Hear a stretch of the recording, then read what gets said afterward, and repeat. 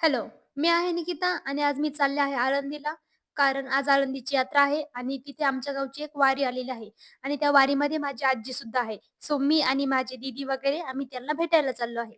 तर चला बघूया.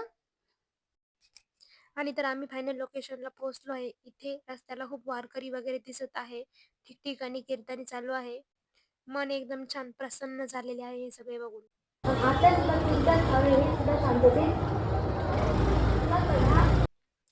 तर ही आहे माझी आजी. ही गेली 20 वर्ष पंढरपूर आणि आळंदीची एकही वारी चुकवत नाही.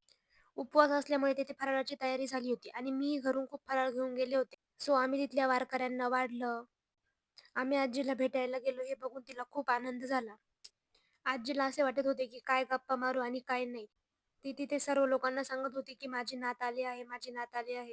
आणि हे सगळे बघून तिथे गेल्याचं सार्थक झालं असं मला वाटलं.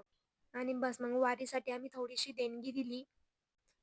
देणगी दिल्यानंतर महाराजांचे दर्शन घेतले. त्यानंतर आजीने तिच्या डब्यात आणलेले लाडू आम्हाला दिले. आपण किती मोठे झालो तरी घरच्यांसाठी एकदम छोटेच असतो. आणि बस त्यानंतर आजीचा आशीर्वाद घेऊन आम्ही घरी आलो. Okay bye.